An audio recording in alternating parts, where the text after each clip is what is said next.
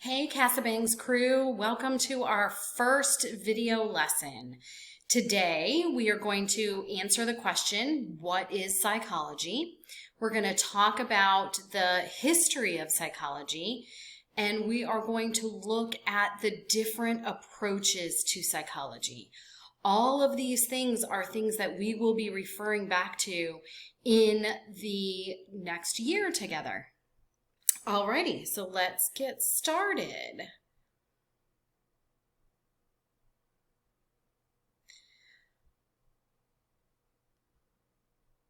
Okay, so this class has a lot of definitions. I think I've told you this already. So here's the first one, and maybe one of the most important ones. Okay, so what is psychology? Our textbook definition for psychology is here. It is the scientific study of behavior and mental processes. Just that easy. Behavior and mental processes. So when we're talking about behavior, we are talking about overt actions. We're talking about things that can be seen by everybody. And when we're talking about mental processes, we're talking about things that cannot necessarily be seen. This is the stuff that's going on in our minds, in our brains, okay? That can't be seen by someone who's just watching you work. So those two things, behavior and mental processes, those are things that we are going to keep referring to time and time again as class continues. Really important to remember, psychology is a science. I know we teach it in social studies, but it is a science. And a lot of what we're going to do in this very first unit is going to show you why psychology is a science. All right, so the 4 goals of psychology. I'm going to go ahead and put everything up here right now. The 4 goals are listed here for you. The first one is description. We want to know what's happening. So if we're observing somebody, we want to describe everything that that person is doing. Right? So first major goal is description. The next one is explanation. Why are they doing what they're doing? Why is this happening? And this is generally where we are going to come up with some sort of theory. Okay, a general explanation for what we have seen. The third one is prediction. Can that behavior happen again? Will that behavior happen again? Under what circumstances might we see that behavior happen again? And the last one is control. Okay, how can we change that particular behavior? Especially if it's a behavior that is destructive, self-destructive, that could be dangerous to other people, that's dangerous to your life. Okay, so we want to know how we might be able to control that behavior.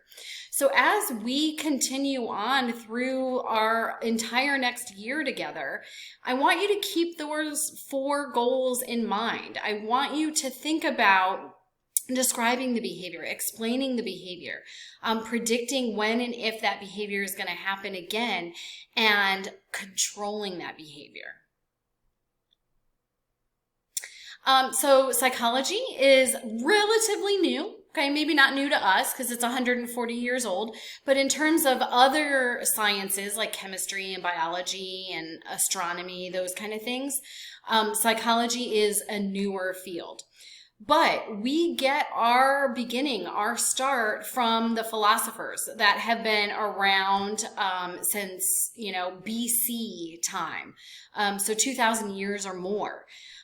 When philosophers like Plato and Aristotle and Descartes were asking questions about our mind and asking questions about our soul and how our mind and body and soul interact with each other, that was the very beginning of psychology.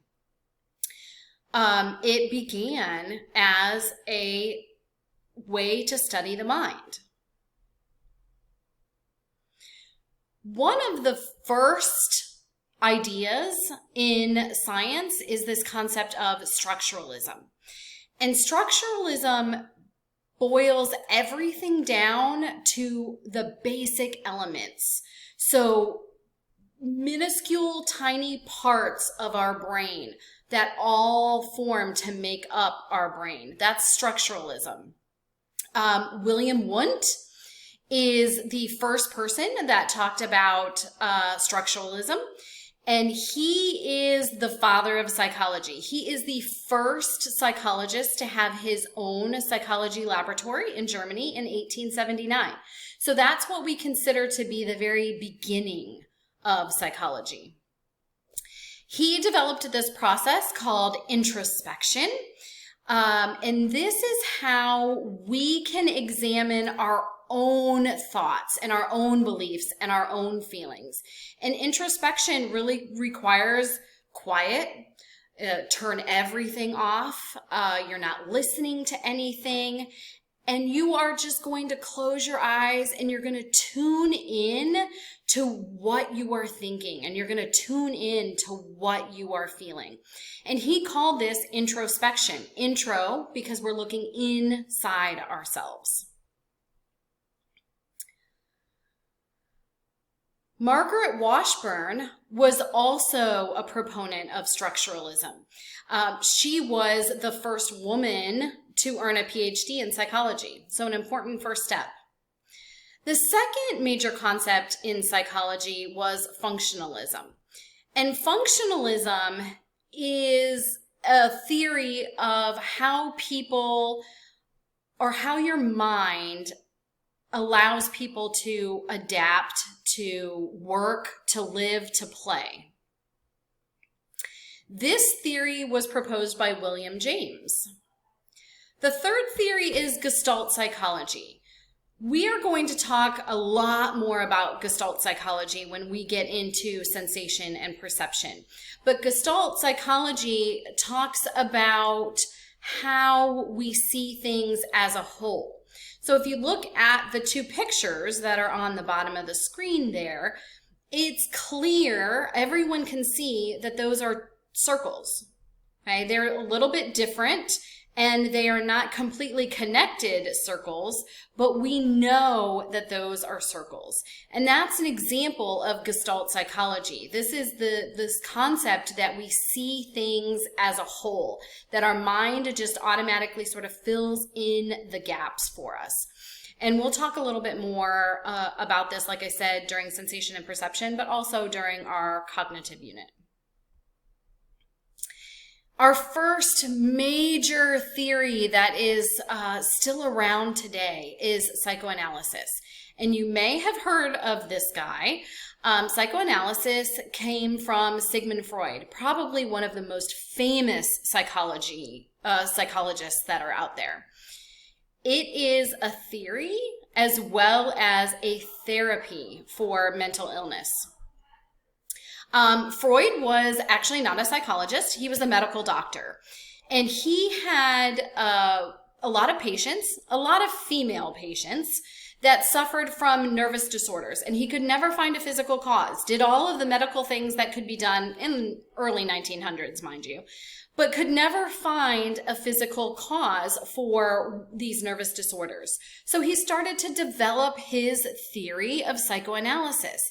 And he figured if there was no physical cause for some of these ailments, then there must be a mental cause. He came up with this concept of an unconscious, okay, something we are not even aware of, buried deep, deep, deep down into our mind.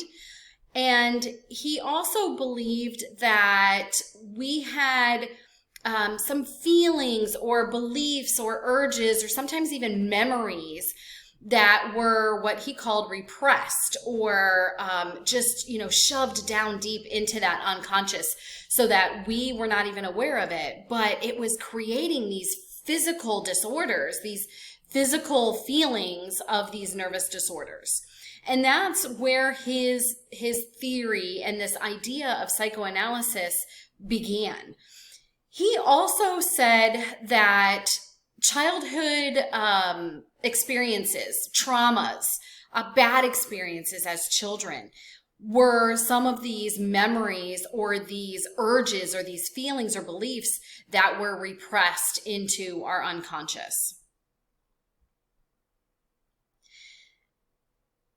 Freud's whole idea of psychoanalysis was completely unproven. It was all happening up here in our mind. And remember, we said we can't see what's going on in our mind, especially back in the 1900s.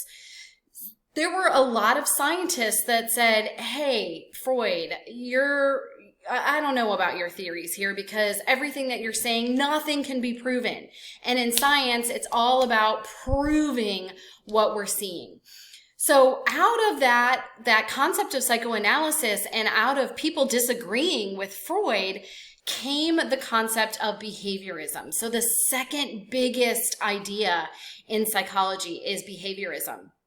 And as a direct result of psychoanalysis, behaviorism says, hey, we can only focus on behavior that can be observed. Okay, none of this stuff that's going on in your mind that no one else can see or hear. Only behaviors that can be observed by other people. And that's why it's called behaviorism, because we're going to focus on observable behavior only. Must be seen and be able to be measured. This was proposed by John B. Watson.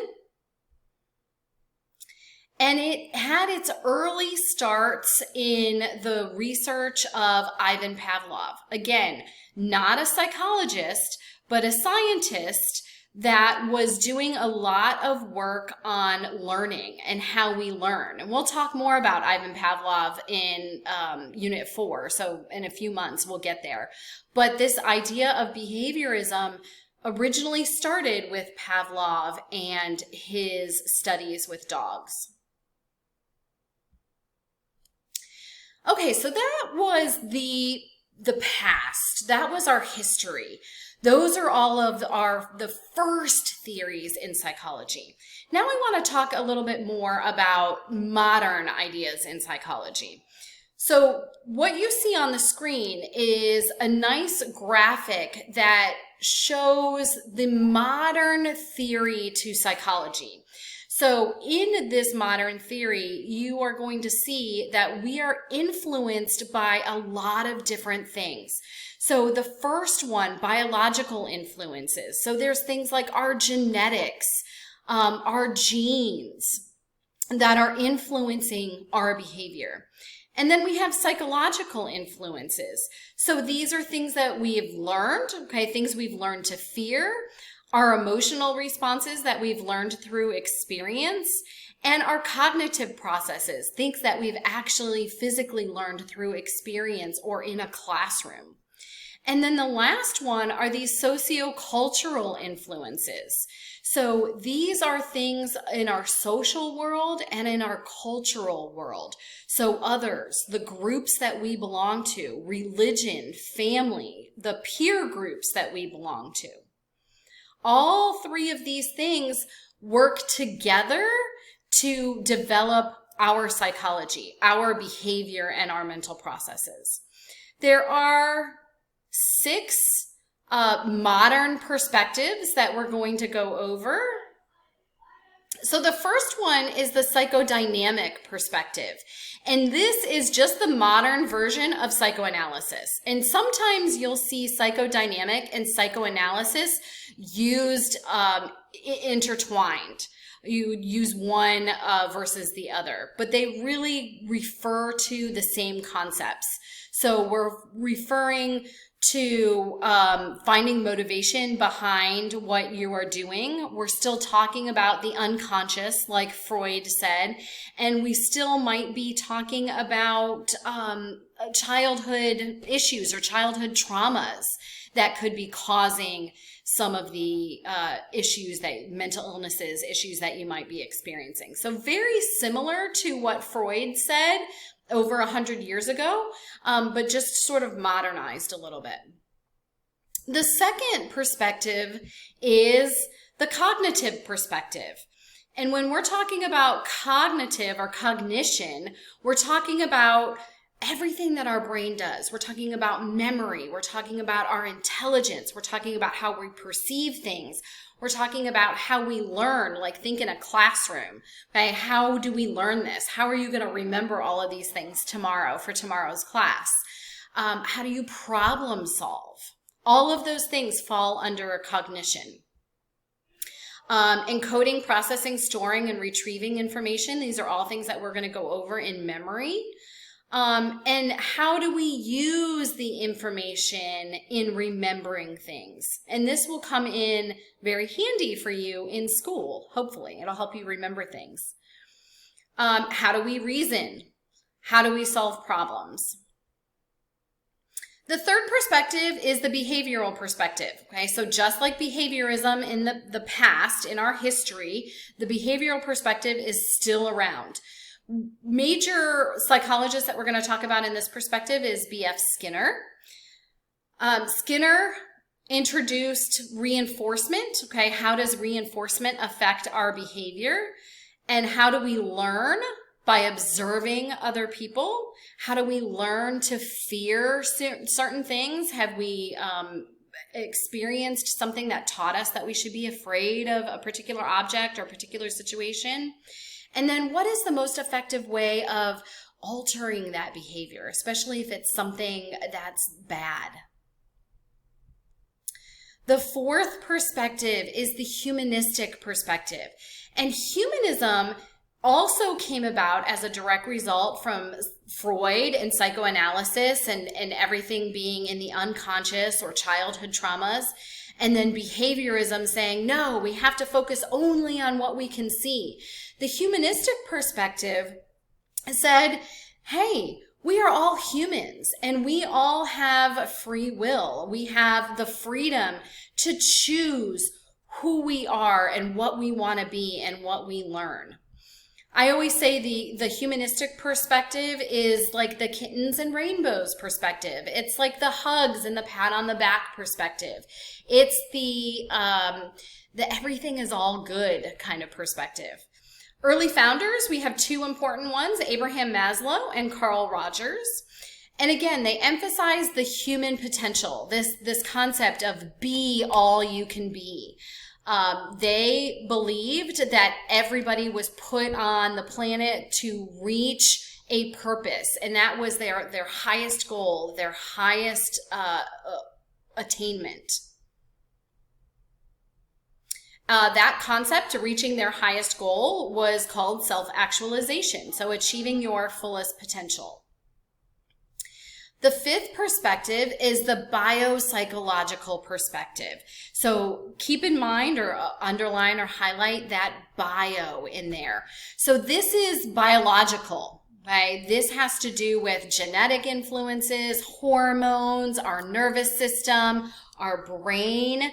Okay, so this is all biological information, and how does that influence how we behave or how we think or how we problem solve? Chemical influences in your brain and your body. The sixth perspective is evolutionary perspective, and this focuses on how things have changed from caveman days. If you look at that picture, it's a perfect example. So what universal characteristics do we all share, no matter what part of the world that we live in, and no matter what time period we live in? There are universal things that we all share. How does natural selection work so that some genes are promoted within a society and some are not? And how does evolution influence our behavior? And then the last one is the sociocultural perspective. So this looks at the relationship between our social worlds and our culture. So how is our behavior different across cultural lines? How are Africans, Asians, North Americans alike as members of the human family? And how are they different based on their social groupings, families, religion, and based on their cultural groupings? So quick review. Look at this question and see if you can answer it.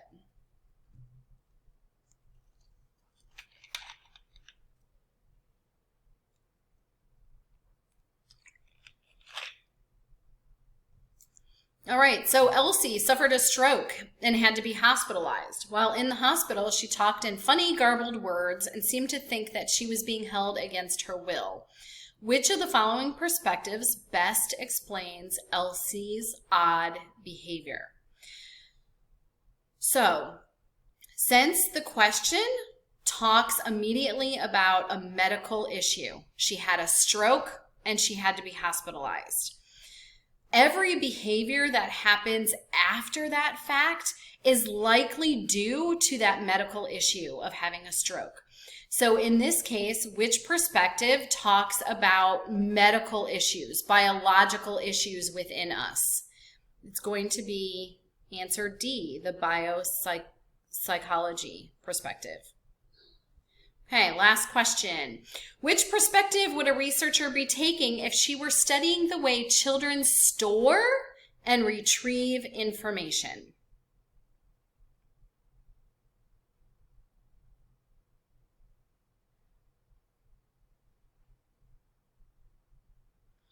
Okay, so the key words in this question are store and retrieve information. So here we're talking about how does information get into our brain and stay in our brain. So which one of those perspectives really talked about knowledge and memory and intelligence and problem solving? The answer there is E, the cognitive perspective. Alrighty, so that is it for this very first video lesson.